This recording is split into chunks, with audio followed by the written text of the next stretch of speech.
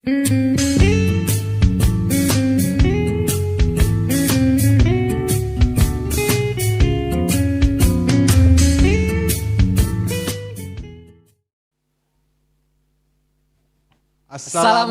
warahmatullahi wabarakatuh. Sampurasun. Rampes. Apa kabar nih kawan-kawan yang di rumah? Mudah-mudahan pada sehat-sehat selalu ya. Amin, amin. Balik lagi sama gua Deroy Gua dan Lutfi dalam acara Bispakbor. Apa sih itu Bispakbor, Pi? Ya, Bispakbor. Mau tahu banget apa tahu aja nih? Tahu aja sih. Ya udah lu jelasin dah. Bispakbor itu kepanjangan dari Bincang Santai Pendaki Pendaki Bogor. Bogor. Oke. Mantap gak tuh programnya? Jadi kali ini kita ada sesi sharing session ya. Yoi. Yang akan ngebahas tentang mungkin kawan-kawan di rumah pada nanya-nanya gitu. Apa sih itu sebenarnya pendaki Bogor? Iya, pendaki Bogor. Pendaki gitu Bogor, ya. sebuah komunitas kah, sebuah organisasi kah atau ya apa gitu. Iya. Tapi kali ini Bang Dede, gua manggilnya Dede apa Deroy ini yang enak? Deroy. Deroy, oke. Tapi kali ini Bang Deroy, kita nggak berdua aja nih. Karena kan gak mungkin juga kita berdua yang jelasin, soalnya kan pengetahuan kita tentang pendaki Bogor sendiri Betul masih banget. masih awam lah gitu, Iya. nggak awam banget juga tapi. Ya mungkin kita di sini akan menghadirkan narasumber ya. Iya. Narasumbernya siapa, Pi? Narasumbernya ketua umum dari pendaki Bogor. Gak tahu ketua, gak tahu ketuaan ini tuh ya. Mungkin udah sama ketuaan juga kali. Iya, aduh. Jangan gitu deh. Suhu gitu. Mungkin. Ya udah Oke, kita langsung panggil aja ya. Oke. Sama kita di sini ada Kang Ari. Kang Ari Januar Ajis. Silahkan Kang. sebagai Ketua Umum Pendaki Bogor.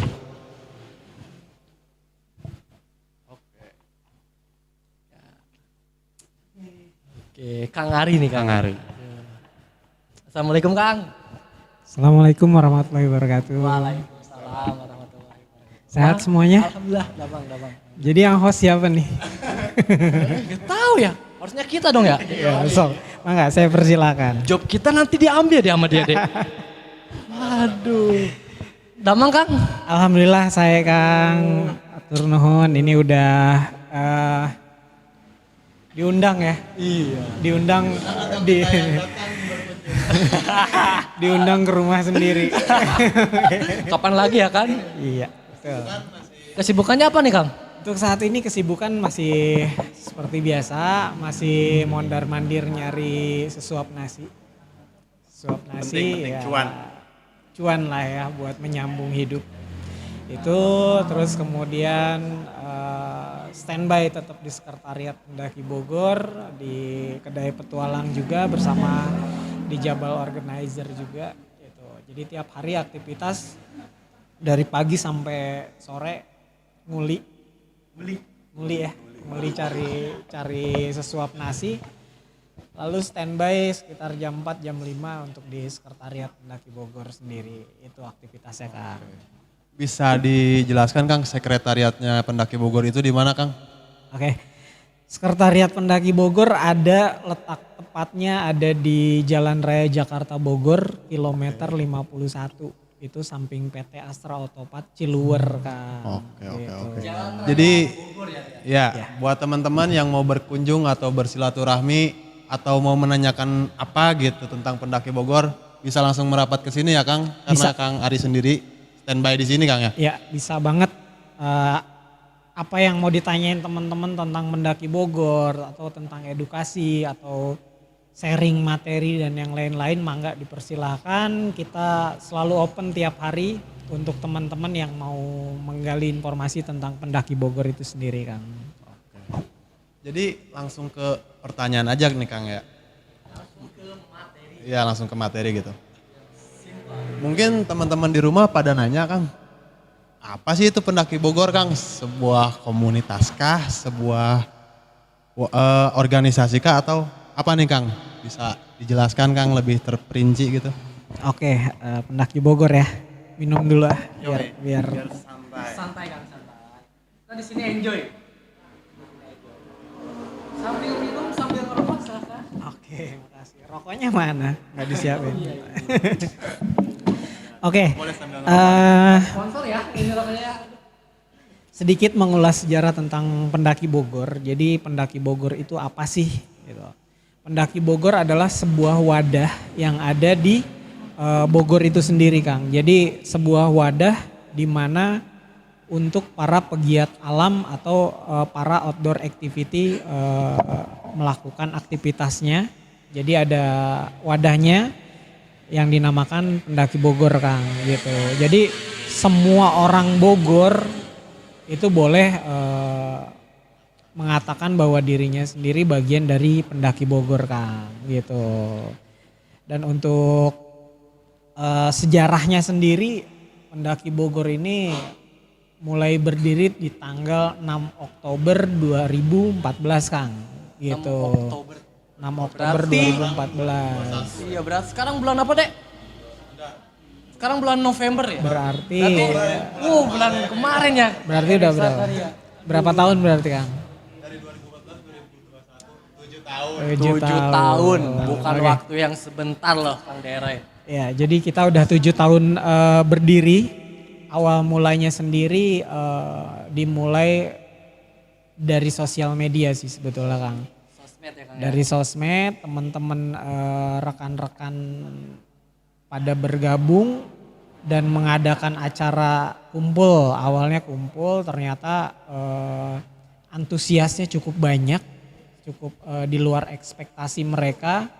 Ketika pertama kali kumpul ternyata banyak banget dan akhirnya sepakat untuk mendirikan wadah ini, yaitu Wadah Pendaki Bogor di tanggal 6 Oktober 2014, Kang. Itu awal mulanya berdirinya atau sejarahnya dari Pendaki Bogor itu sendiri, Kang.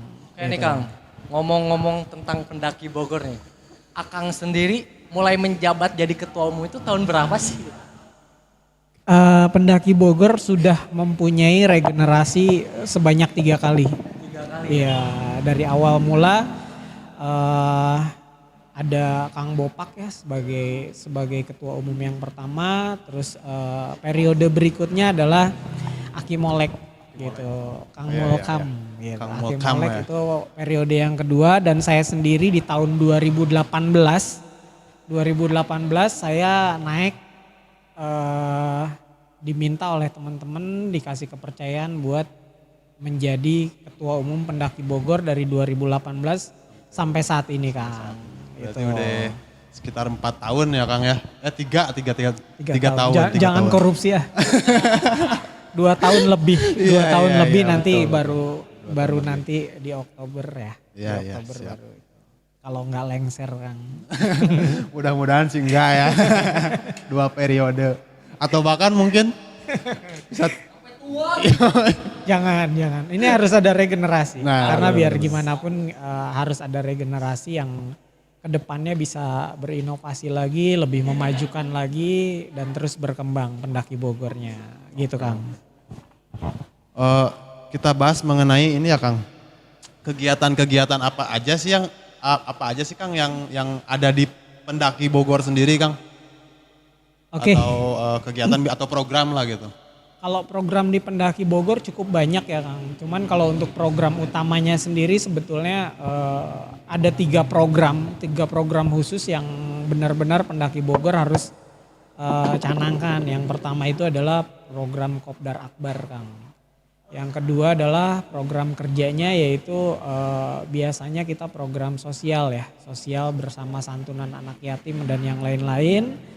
Yang ketiga adalah program untuk halal bihalal biasanya, Kang, gitu. Itu adalah program utama yang harus benar-benar dikerjakan gitu untuk program tahunan.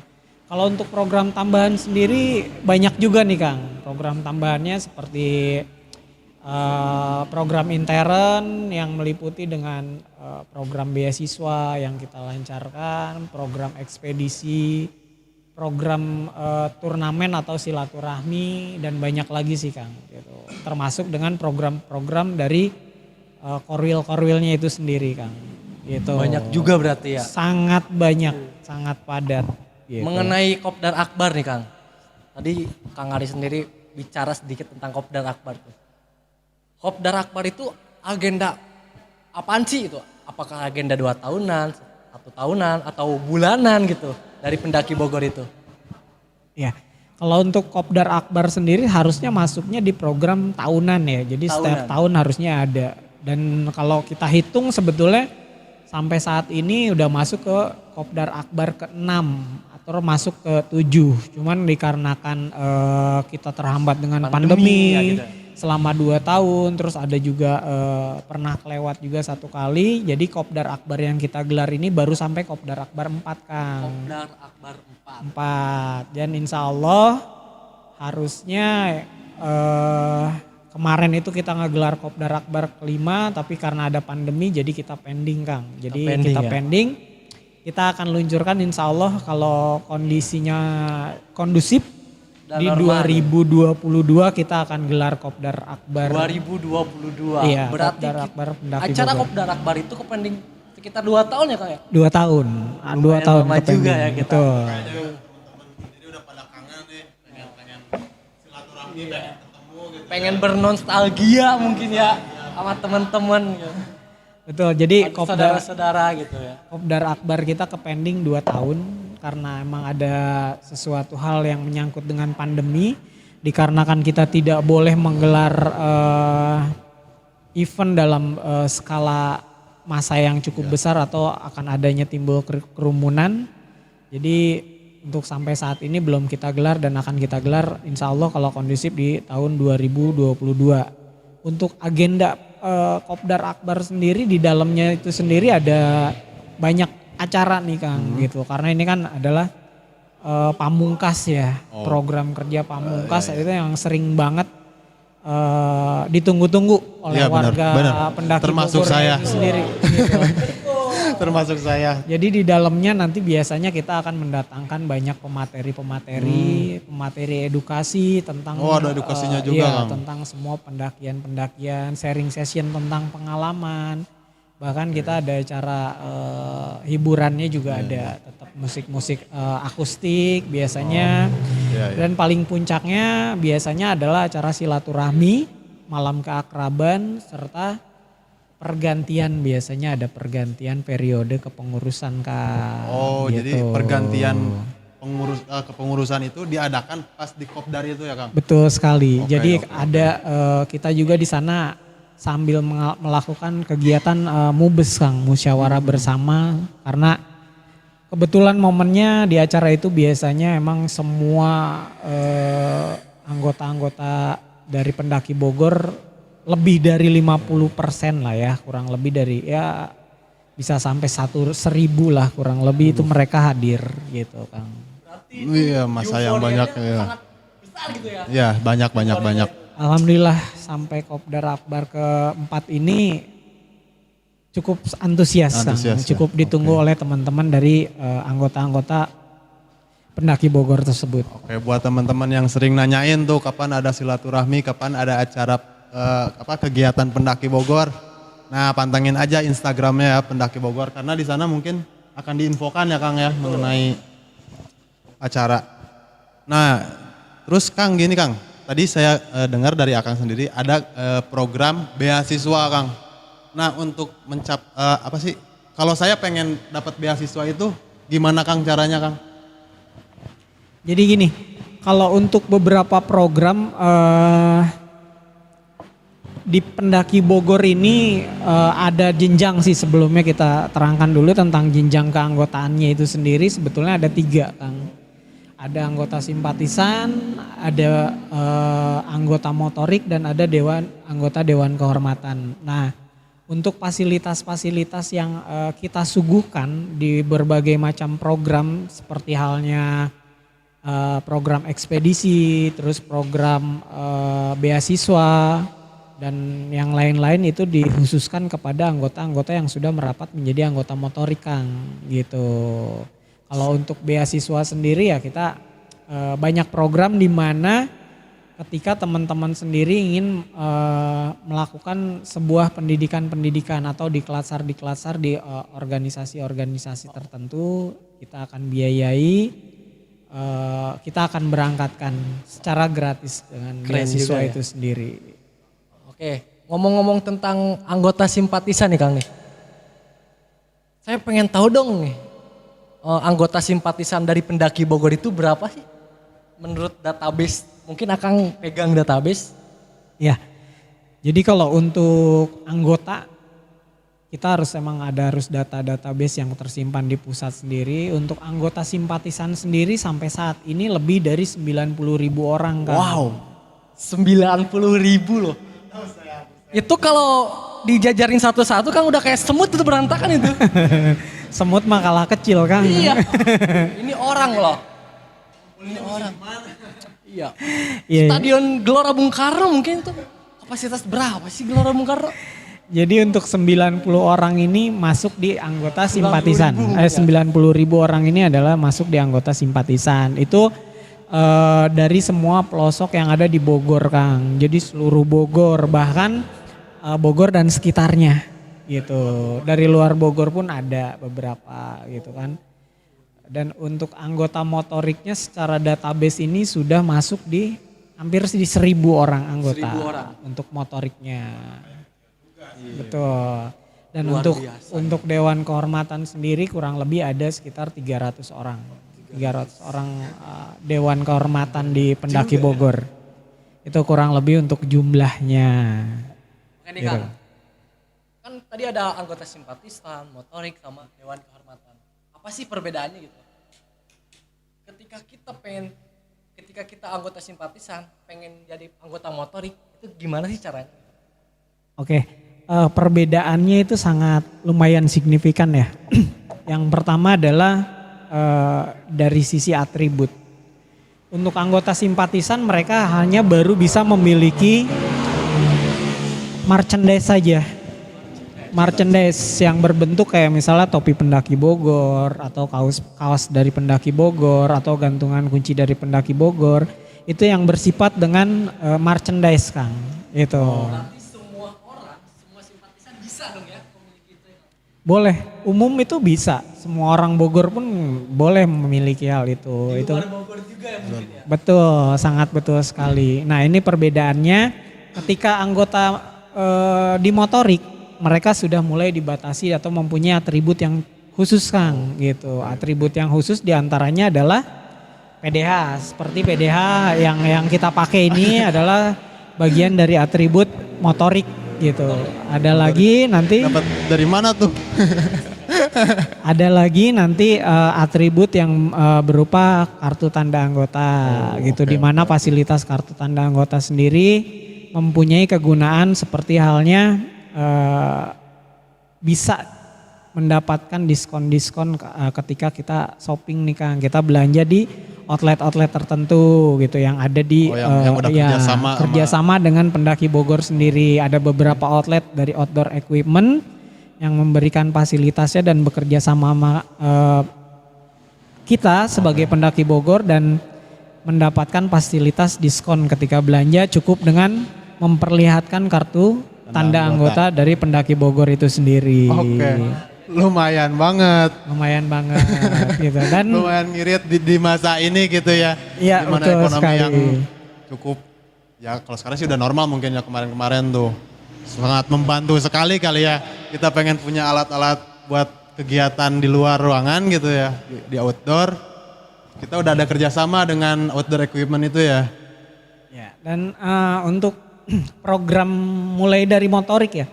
Kalau untuk secara simpatisan ya program umum ya kayak Kopdar Akbar ya itu dilakukan atau bisa diikuti oleh umum oleh simpatisan dan yang lain-lain. Tapi kalau untuk di motorik ini dia mempunyai fasilitas-fasilitas yang lebih spesifik, diantaranya tadi ya. Dia beasiswa mendapatkan pelatihan-pelatihan gratis, terus adanya ekspedisi-ekspedisi pembelajaran edukasi, pemberangkatan pendakian secara gratis dan banyak hal Kang gitu.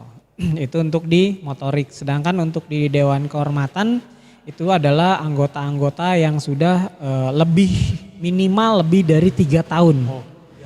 Berdiri di Pendaki Bogor atau asal muasalnya adalah mereka sebagai pendiri atau perintis dari Pendaki Bogor itu sendiri gitu Kang. Gini Kang, dengan jumlah massa yang tidak sedikit, tadi Akang bilang yang motorik aja ada sekitar 1.000 Kang. Dengan wilayah Bogor yang begitu luas, gimana tuh Kang cara memonitornya Kang? Oke, untuk mengkondisikan para anggota motorik itu di Pendaki Bogor sendiri kita memiliki 7 korwil Kang. Ya, 7 korwil wilayah, koordinator wilayah di mana terbagi atas 7 diantaranya misalnya untuk daerah Korwil Selatan, Pendaki Bogor Korwil Selatan dengan zona area mulai dari Cihideng sampai ke arah Sukabumi itu yang berdomisili rata-rata di Korwil Selatan. Sedangkan untuk di arah Ciawi sampai Cisarua sendiri di sana ada yang namanya Korwil Nanjak, Pendaki Bogor Korwil Nanjak di sana. Lalu ada lagi dari arah Cibinong, Cilebut sampai ke Bojonggede itu wilayahnya dari Korwil Cibinong, Pendaki Bogor Korwil Cibinong. Ada lagi ya yang biasa anak-anak bilang Korwil Cibi ya. Lalu ada lagi yang dari arah Pendaki Bogor Korwil Timur yaitu mulai dari Citeureup sampai Gunung Putri bahkan sampai ke Cileungsi. Gitu. Luas ya. Sangat luas. Ada lagi yang kelima adalah bagian Korwil Bogor Barat. Ya. Korwil Bogor Barat itu mencakup wilayah dari Dermaga, dari arah Dermaga sampai ke Leuwiliang Kang. Gitu. Itu ada lagi satu lagi salah satunya adalah Korwil Parung. Itu untuk wilayah Parung dan sekitarnya, Parung Panjang. Betul, yang arah ke Tangerang hampir ke Ciputat ya. Satu lagi Korwil Bogor Kota. Dia yang memegang Korwil Kota Bogor secara tersendiri gitu Kang. Betul. Jadi pada intinya 1 korwil kota dan 6 korwil di kabupaten gitu. Jadi kita mempunyai 7 korwil. Nah buat teman-teman sendiri silahkan yang mau bergabung ke dalam motorik tinggal memilih aja nih Kang, tinggal memilih domisili yang terdekat. Jadi lebih gampang untuk mengkoordinasikannya gitu, mengkoordinatorkannya domisili yang terdekat. Tapi kalau untuk programnya sendiri bisa lintas korwil.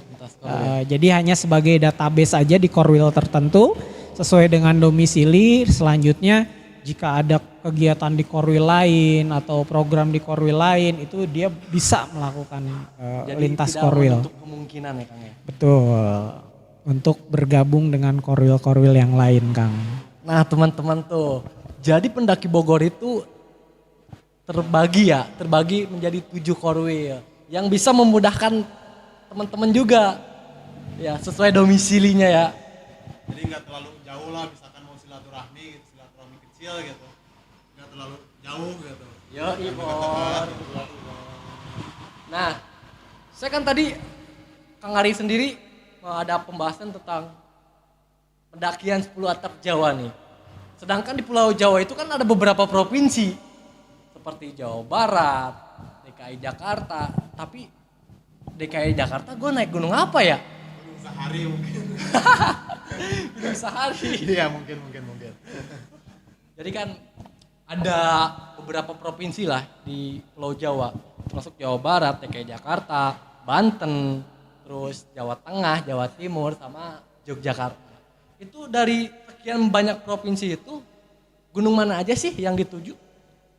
Oke, untuk program yang kita luncurkan sebetulnya program tambahan ya. Program tambahan yang pusat luncurkan kepada semua korwil, yaitu salah satunya adalah program pendakian 10 atap Jawa. Yaitu apa sih sebetulnya pendakian 10 atap Jawa? Ekspedisi 10 atap Jawa ini adalah kita menerapkan pendakian sesuai dengan edukasi Kang gitu. Jadi lebih ke praktek bahwa di kita ini kan pendaki Bogor selalu mengedepankan tentang edukasi. Bagaimana caranya teman-teman mendaki gunung secara baik dan benar atau menjadikan teman-teman sendiri sebagai pendaki yang cerdas gitu dengan mensisipi edukasi sesuai dengan SOP-nya sendiri gitu.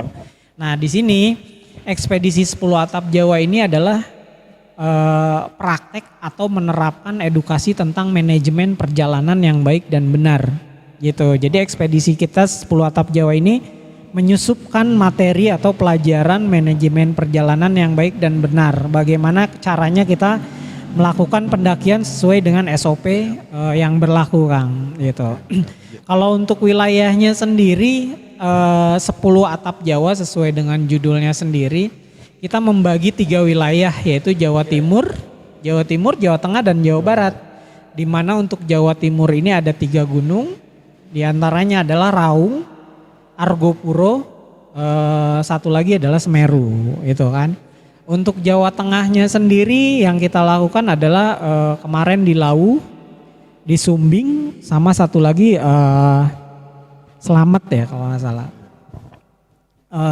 Dan untuk Jawa Baratnya sendiri kita 4 Kang, jadi buat penutupnya 4 gitu di Jawa Barat sendiri karena di wilayah kita mungkin, pendaki Bogor di Jawa Barat ada pendakian di yang pertama adalah Ciremai, terus Cikuray, yang terakhir penutupan itu Salak sama Gunung Gede Kang gitu. Jadi penutupan ekspedisi itu ada di Gunung Gede Kang.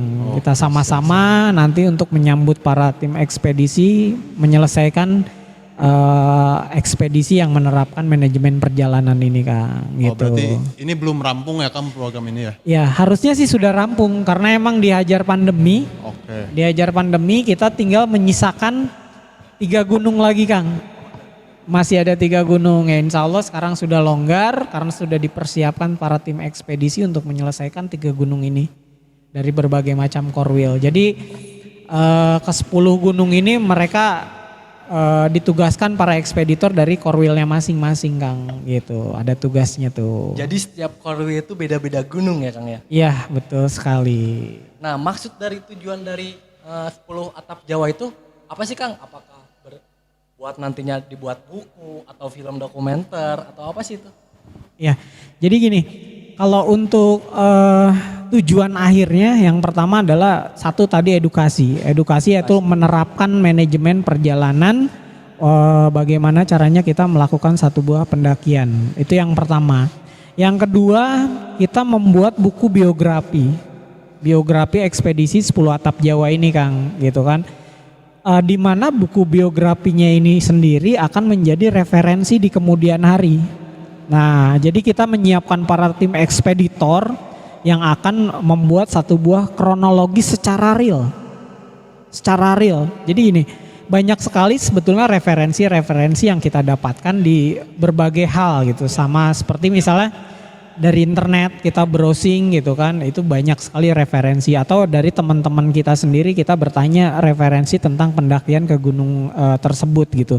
Cuman di sini kita tidak pernah dijelaskan, misalnya kita ngambil contoh dari browsing lah ya, untuk melakukan satu buah pendakian misalnya ke Semeru Kang gitu kan. Nah ketika kita mendaki ke Semeru kita mencari referensi bahwa misalnya mulai kita pendakian dari Ranupane ke Ranukumbolo itu berapa jam sih Kang gitu. Di sana dituliskan misalnya Ranupane ke Ranukumbolo itu treknya 4 jam. Tapi kan di situ kita pada akhirnya kadang-kadang ketika orang berjalan di sana dengan modal referensi yang ada di browsing, ternyata bukan 4 jam, bisa ada yang 6 jam, bisa ada yang sampai molor ke 7 jam. Nah di situ di mana bahan referensi itu sebetulnya tidak lengkap. Nggak lengkap, kita tidak pernah dijelaskan referensi yang dibuat oleh si penulis tersebut, siapa yang berangkat dengan waktu 4 jam. Gitu loh kan, ini akan menjadi satu buah biasanya kesesatan ya, atau kesalahpahaman kepada pendaki-pendaki yang jalan ke sana. Boro-boro 4 jam gue lari, gue jalan 6 jam nih, 4 jam dari mana? Karena dia tidak tahu yang berjalan 4 jam itu siapa. Nah di ekspedisi 10 Atap Jawa ini kita membuat satu buah kronologis yang real. Mulai dari mempersiapkan tim ekspeditor secara mental dan fisiknya, manajemen perjalanan yang baik, kronologis yang sangat baik. Nah ketika berjalan misalnya dari Ranupane sampai Ranukumbolo, tim ekspeditor ini mencatat ketika dia beristirahat breaknya harus berapa lama, sedangkan ekspeditor mendapatkan cedera atau kelelahan atau seperti apa. Nah itu masuk ke dalam strategi itu atau kronologis itu dicatat Kang. Jadi ketika ada reel dari jam sekian misalnya benar-benar 4 jam, siapa yang berjalan di sana 4 jam adalah tim ekspeditor yang dilatih fisik dan mentalnya. Lalu hambatan apa yang dia dapatkan di trek tersebut? Misalnya ada faktor objektifnya, bahaya faktor objektifnya misalnya dia terhambat dengan cuaca hujan gitu kan. Berarti kan pendakian akan sedikit melambat. Atau misalnya para tim ekspedisi ada yang kelelahan atau ada yang mengalami cedera, itu catatan waktu itu pun ditulis sehingga selama perjalanan dari Ranupane sampai Ranukumbolo benar-benar secara detail 4 jam dengan kondisi yang real gitu. Jadi tidak menyesatkan, sangat terperinci. Nah ketika ada orang-orang yang menggunakan referensi dari buku biografi pendaki Bogor itu, dia punya acuan bahwa oh ini yang berjalan 4 jam ini adalah orang-orang yang disiapkan fisik dan mentalnya secara manajemen perbekalan yang baik dan benar. Nah kalau misalnya orang tersebut yang mengambil referensi itu ternyata enggak latihan fisik dulu, terus enggak mentalnya enggak disiapin dan yang lain-lain enggak disiapin, ya berarti harus lebih molor dari 4 jam. Dia harus menghitung mungkin ada 5 jam atau 6 jam. Karena apa, di sana 4 jam itu adalah orang-orang yang sudah kita persiapkan secara matang atau secara baik Kang. Itu dari sisi biografi yang menjadikan nanti suatu saat menjadi referensi, buku referensi buat para teman-teman di pendaki Bogor. Yang ketiga sendiri tujuannya adalah sebagai kita membuat sebuah film dokumenter Kang. Film dokumenter. Tentang semua kegiatan di ekspedisinya itu sendiri. Jadi kita selain membaca buku, kita juga punya gambaran secara visual ya. Selain audio visualnya kita kena, oh ternyata ekspeditor untuk ke Semeru tuh begini perjalanannya, cuacanya seperti ini. Ya kebetulan Kang Dede ini seorang ekspeditor ketika ke Semeru. Ya. Salah satu ekspeditor yang kita godok abis-abisan waktu untuk menyiapkan perjalanan ke Semerunya itu sendiri gitu Kang. Kurang lebih dari simpulan untuk tujuan untuk apa program ekspedisi pendakian 10 atap Jawa kurang lebih seperti itu Kang. Jadi si ekspeditor itu udah dilatih gitu ya, udah paham tentang materi, manajemen perjalanan gitu. Jadi pada saat ketika melakukan suatu perjalanan itu, ya itu bagian dari prakteknya gitu. Betul Kang Dede. Jadi sangat-sangat mengedukasi ya. Jadi bahan referensi sih nantinya mudah-mudahan gitu. Ketika orang ada yang ingin berangkat ke mana gitu, ke gunung tertentu gitu misalkan. Nah dia bisa melihat referensi itu, maksudnya si referensi itu kan terperinci sangat detail gitu ya Kang ya. Mantap. Jadi, berarti yang tadi sisa tinggal 3 gunung lagi Kang ya?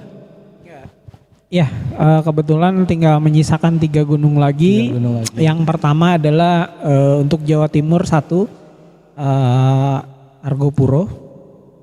Untuk yang lainnya 2 lagi adalah Salak sama Gunung Gede, penutupan di Jawa Barat.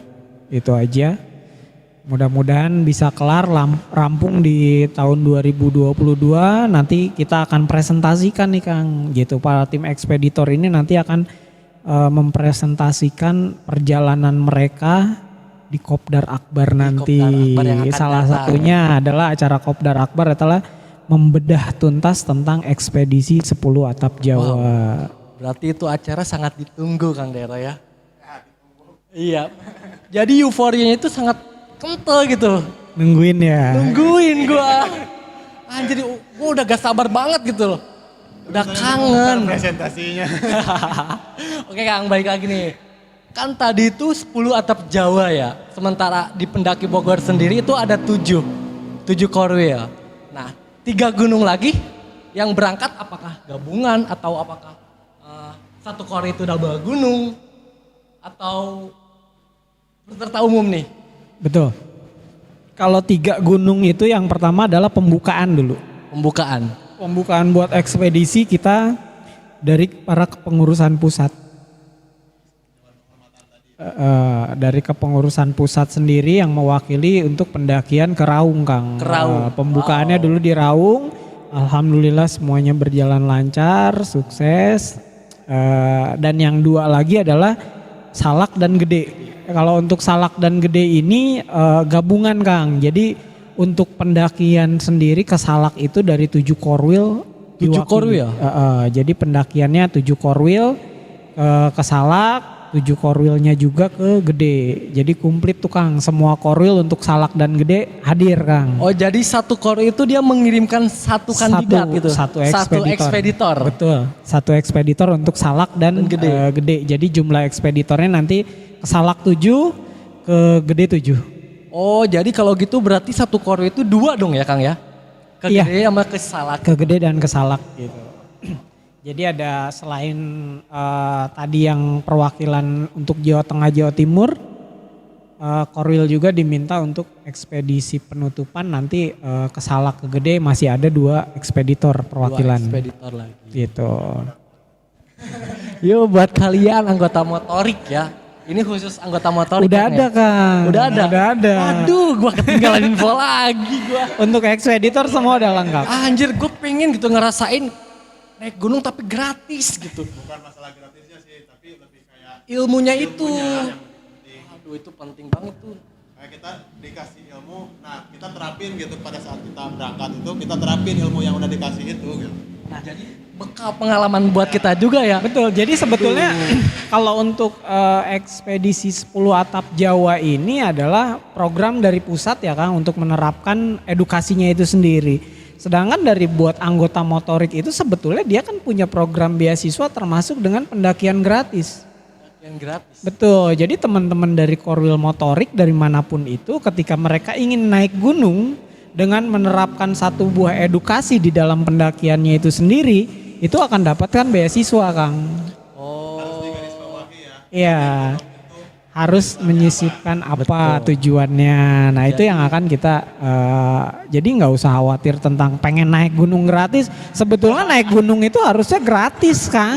Gratis. Harusnya gratis. Kalau misalnya kalian masih naik gunung dengan mengeluarkan kocek dari kantong, ya sebetulnya salah. Kalau buat saya ya salah. Karena apa gini loh, ada istilah ketika kita mau naik gunung, giliran ada duit atau ada dana, waktunya nggak ada. Betul, Giliran ada waktu, dananya yang nggak ada. Betul Pak. Ini kan selalu jadi polemik dari para pendaki itu sendiri. Sebetulnya kan kita bisa mengakali dengan ketika kita melakukan satu buah perjalanan, nggak harus dari kantong sendiri. Tapi kita harus membuat satu buah konsep, program di mana pendakian itu mempunyai tujuan untuk pembiayaan sendiri ya kita harus cari dengan apa. Ada sponsor, ada lain-lain yang bisa kita lakukan hal seperti itu. Jadi kalau emang teman-teman sebetulnya kalau buat teman-teman sendiri ada dana, jangan dipakai buat naik gunung dulu. Yang harus dilakukan adalah ketika punya dana, beli alatnya dulu. Karena apa? Secara pribadi kalian itu harus mempunyai alat sendiri-sendiri yang nggak bisa kalian pungkiri. Ya itu dia, nabunglah di mana uang itu untuk kalian membelikan alat yang safety secara prosedur gitu Kang. Untuk pendakiannya berarti kita tinggal mengkonsep kita mau lakukan satu buah ekspedisi dengan tujuan apa, kita bisa mencari sponsor gitu Kang. Jadi patahlah asumsi dari ketika ada dana nggak ada waktu, ketika ada waktu nggak ada dana. Nah itu kita harus patahin Kang. Asumsi seperti itu harus kita patahin. Berarti ya waktu harus kita konsep, dana akan kita cari. Lebih ke sana. Karena kalau untuk mengandalkan kantong pribadi, sejauh mana sih kalian akan pergi naik gunung? Apakah yang punya cita-cita misalnya mau ke Everest, nabung harus sampai berapa tahun? Misalnya ke Kartens atau keluar ya berapa dananya? Untuk di luar Jawa sendiri memakan dana yang cukup luar biasa. Kalau kalian harus menabung seperti itu ya Kapan gitu? kapan gitu kan? Kurang lebih seperti itu Kang. Untuk jangan jadi nggak usah khawatir nanti kalau teman-teman dari motorik ada yang mempunyai, yang penting adalah satu tujuannya, di mana tujuan pendakian itu harus menghasilkan Kang. Yaitu dengan menerapkan edukasinya, tujuannya apa gitu kurang lebih. Nabor. Jadi gua nih masih punya kesempatan ternyata Kang Dero ya. bukan dia doang, semua. Tapi semua anggota motorik ya Kang ya.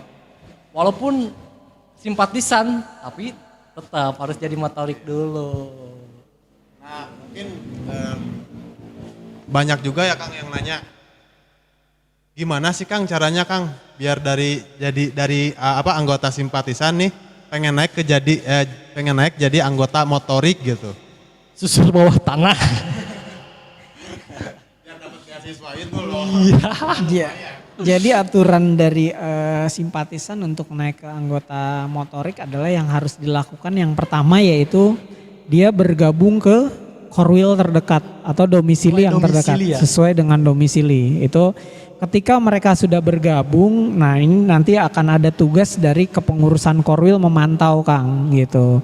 Jadi kan ada banyak orang juga ya ketika mereka masuk cuman masuk doang tapi pasif. Nggak ada interaksi, hanya menunggu aja, kadang-kadang nggak ada saran. Nah ini kalau yang berbentuk pasif ini minimal dia di korwil itu harus ada 1 tahun Kang. 1 tahun. 1 tahun kalau dia pasif, hanya diam aja, hanya memantau aja gitu, tapi tidak ada ketika kegiatan mereka tidak ikut. Nah itu biasanya kita anggap sebagai anggota yang pasif. Tapi kalau untuk para anggota yang aktif Kang, ini kita tidak memakai jeda waktu Kang.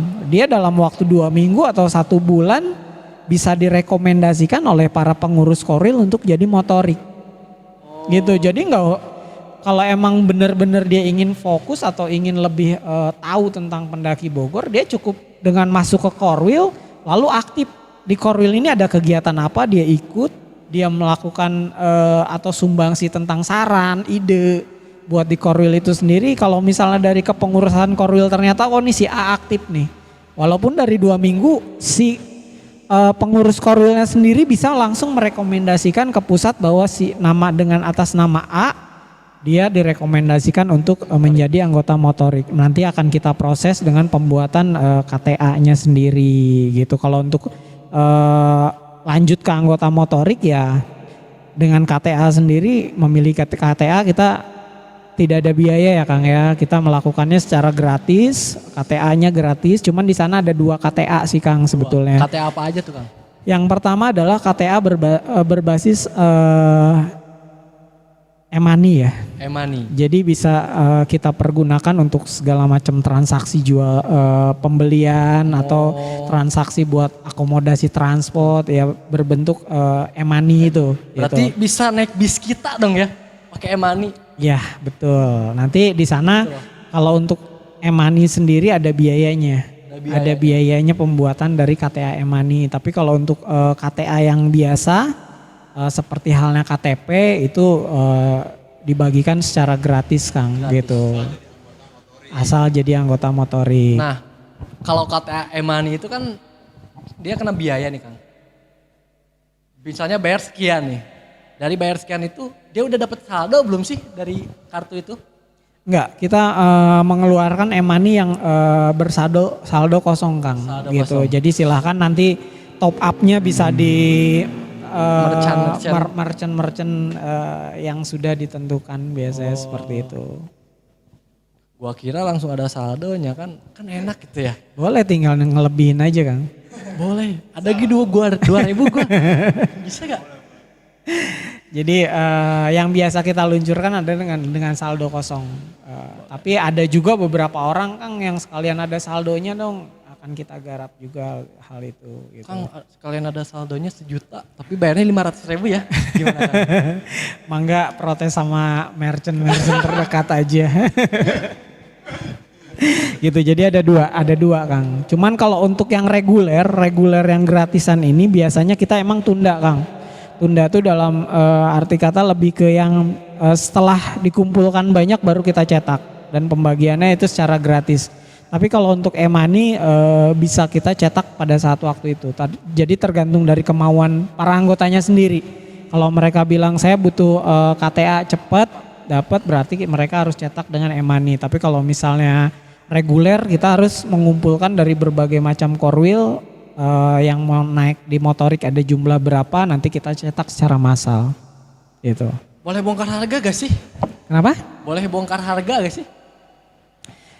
Harga sih sebetulnya standar. Standar ya. Standarisasi banget yang seperti halnya dijual dengan merchant-merchant yang lain. Karena emang dari harga jual ya. Karena di PB sendiri tidak ada yang namanya pungutan biaya nih Kang. Gitu. Ini sangat tidak diperbolehkan ada pungutan biaya sepeser pun. Termasuk dari KTA sendiri. Jadi pembuatan e-money itu sepeser pun tidak mengambil keuntungan dari anggota itu sendiri Kang. Jadi viewer dengan harga segitu emang dari percetakannya segitu dia minta segitu ya kita salurkan bahwa pembuatan e-money adalah segitu. Kalau ada kenaikan ya kita kasih kabar bahwa ada kenaikan dari sana. Jadi tidak ada sepeser pun yang diambil oleh pendaki Bogor untuk pembuatan itu Kang. Gitu. Termasuk dari e-money itu sendiri. Gitu kurang lebih seperti itu. Kalau misalnya daripada nunggu yang reguler gitu ya, lama kita udah ibaratnya udah jadi motorik nih, gue kata Koril gue udah jadi motorik tapi gue belum punya KTA gitu. Jadi pengen cepet ya lo e-money gitu loh solusinya. Jadi statusnya tetap motorik karena database-nya langsung masuk ketika direkomendasikan semuanya masuk ke pusat. Database-nya anggota motorik atas nama siapa semuanya tersusun dengan rapih. Cuman nanti dikasih keterangan ketika belum mendapatkan KTA menunggu reguler ya berarti tetap dia di motorik juga dan berhak memiliki atribut yang lain. Sama seperti PDH nih Kang, kita bikin PDH itu sama sekali kita tidak memberikan bisnis. Karena di bisnis di PB sedang tidak diperbolehkan untuk memungut biaya apapun. Kecuali emang seperti tadi KTA ya dengan HPP-nya segitu ya kita dengan HPP segitu Kang gitu. Mantap juga ya. Jadi gini Kang. Teman-teman yang pengen gabung gitu ya bisa langsung dihubungi via Instagram mungkin karena di sana Betul banget. ada CP per Korwilnya itu kayak Kang ya. Iya, ada kontak person dari per Korwilnya itu. Iya betul. Jadi jangan nanya lagi ya, Kang atau Min cara gabung di Pendaki Bogor itu gimana sih? Karena banyak kan yang nanya kayak gitu. Jadi kayak gitu tadi udah dijelasin sama Kang Ari gitu ya. Ya, Pi. Iya. Jadi sebenarnya kita itu udah jadi bagian dari Pendaki Bogor ya Kang ya. Cuma ya tadi itu ada simpatisan, motorik, ada Dewan Kehormatan. Nah, ada jenjang gitu ya. Nah betul Kang Deroy. Kayaknya ini kalau banyak banget sih yang kalau misalkan mau dibahas gitu tentang Pendaki Bogor sendiri. Banyak banget. Kita nggak bisa sampai sehari, nggak bisa. Tapi gimana karena mungkin waktu udah malam juga ya Pi ya. Terima kasih sebelumnya ke Kang Ari yang sudah menjelaskan, membeberkan tentang Pendaki Bogor sendiri. Ada yang mau ditambahkan Kang sebelumnya? Tambahannya sebetulnya banyak sih, cuman kita tapi lebih ke nanti akan ada mungkin dibagi lagi ya atau lebih jelasnya bisa menghubungi kontak personnya sendiri yang di Instagram ada ya, di Instagram kita ada, di sosmed kita ada. Nanti akan ada kontak person dari setiap koordinator Korwilnya itu sendiri, gampang tinggal menghubungi mereka, tinggal bertanya kalau ingin yang lebih dalam lagi tentang Pendaki Bogor atau bisa langsung datang ke sekretariat pusat Kang. Nanti akan kita arahkan. Okay. Kita arahkan kepada korwil mana aja yang termasuk zona-zonanya sendiri nanti akan kita jelaskan gitu. Kurang lebih di sana ya kalau tentang ngebahas Pendaki Bogor cukup sangat panjang sebetulnya. Nanti tinggal ingin lebih jelasnya keseriusannya, maka silahkan menghubungi kontak person yang ada. Di lain kesempatan mungkin ya. Oke. Udah kan? Jadi gitu nih Bor. Ya. Sedikit ulasan tentang Pendaki Bogor itu. Oke, mungkin sedikit rangkuman dari yang tadi. Kita semua anggota PB, kita semua bisa menyebut dirinya sebagai bagian bagian dari PB gitu. Pendaki Bogor sendiri. Keluarga besar dari Pendaki Bogor. Ya. Tapi di Pendaki Bogor sendiri itu ada tiga jenjang ya. Iya, simpatisan, motorik, dan Dewan Kehormatan. Oke. Yang harus diperjelas dari rekan-rekan yang harus lebih tahu itu bahwa Pendaki Bogor ini satu lagi kita garis bawahi bukan komunitas. Kita bukan pendaki Bogor, bukan komunitas, kita bukan organisasi. Karena pendaki Bogor sendiri adalah sebagai wadahnya para pegiat alam yang ada di Bogor itu sendiri, Kang. Jadi tidak ada dengan kata misalnya saya bukan anak pendaki Bogor, saya dari komunitas A, saya bukan anggota dari pendaki Bogor karena saya dari organisasi B. Yang harus dipahami adalah sama seperti halnya mereka berbicara tentang KTP mereka Bogor nih Kang, tapi masih ada yang berbicara tentang saya bukan orang Bogor tapi saya orang Cihelet. Saya bukan orang Bogor tapi saya misalnya orang Ciawi. Nah itu kita kasih clue bahwa mau Cihelet, mau Bojonggede, mau Cilebut, mau Cibinong itu adalah masuknya di Bogor. Jadi tidak ada satu buah pengkotak-kotakan bahwa di Bogor itu adalah siapa saja, seluruh warga Bogor boleh. Iya, di luar Bogor sendiri ya mereka berbicara tentang saya adalah bagian dari wadah pendaki Bogor itu sendiri. Dan juga banyak yang bertanya tentang pendaki Bogor ini ada 7 korwil Kang. Ini kasus ya, studi kasus yang sering kita dapatkan. Jadi ketika misalnya teman-teman dari seluruh Bogor ketika mereka naik atau ketika mereka mendaki gunung dan dia mengatakan bahwa saya dari Bogor itu identik dengan pendaki Bogor. Betul banget. Maka banyak sekali kasus-kasus yang terjadi yang masuk ke ranah pusat pendaki Bogor sendiri adalah banyak nih orang-orang simpatisan ketika mereka ada eksiden, ada kasus. Nah mereka selalu base camp atau gunung-gunung tersebut menghubunginya adalah kita Kang sebagai pendaki Bogor. Dan emang itu sudah menjadi satu buah kewajiban dari pendaki Bogor untuk mendampingi ketika dia punya kasus. Jadi semua simpatisan pun akan kita rangkul di mana ketika dia mempunyai satu buah problem pasti akan pendaki Bogor akan turun tangan untuk membantu mereka dimanapun kondisinya berada gitu kan. Sampai ke luar Jawa kemana-mana ketika ada eksiden dengan orang-orang Bogor rata-rata mereka harus mengkontak pendaki Bogor. Itu yang selama ini masuk ke kita Kang. Ada lagi yang kasus-kasus Kang boleh gak sih ketika misalnya saya memakai merchandise pendaki Bogor, terus kita sering banget ketemu sama teman-teman pendaki Bogor di atas gunung. Mereka semuanya pada menanyakan dari korwil mana Kang. Nah saya agak sedikit bingung saya dari mana ya karena saya memakai merchandise gitu. Nah ini buat teman-teman sekalian yang ada di simpatisan yang belum masuk ke korwil cukup dengan berbicara tentang saya anggota simpatisan. Dan ketika orang-orang yang sudah berdiri di korwil ya hanya bilang oh iya mereka adalah keluarga kita tapi belum bergabung kepada korwil-korwil. Tapi mereka adalah keluarga kita juga gitu dari simpatisan. Jadi cukup berbicara dengan kalau ada yang bertanya dari korwil mana Kang cukup dengan bilang ya bahwa saya anggota simpatisan. Itu semua udah cukup clear sampai di sana gitu. Itu aja sih Kang tambahannya. Mudah-mudahan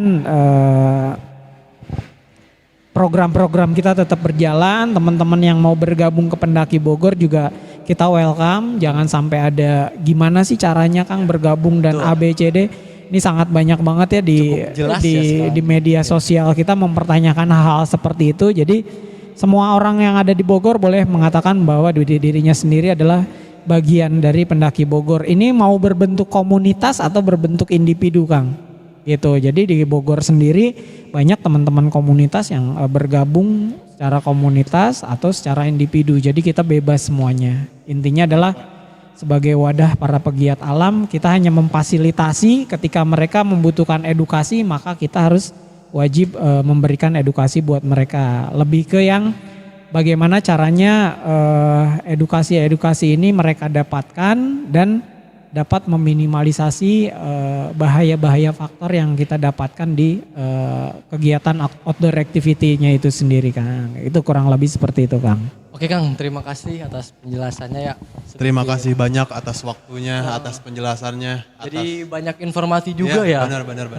Yang tadinya kita nggak tahu gitu jadi betul. pasti betul pendaki banget, Bogor Kang. ya mungkin dengan ini menjadi tahu gitu. Sebenarnya Betul kalau mau banget. bahas ya masih banyak gitu ya. Panjang banget gitu. Panjang. Cuman mungkin di lain kesempatan akan kita bahas lagi ya Kang ya. Oke, mungkin yang perlu kalian tahu pendaki Bogor bukan milik individual, tapi pendaki Bogor milik kita semua. Iya.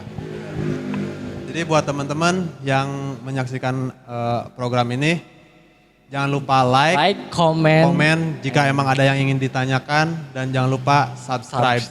Terima kasih, sampai jumpa di lain kesempatan. Oke, salam Bis Pakbor. Bis Pakbor. Bincang santai pendaki Bogor.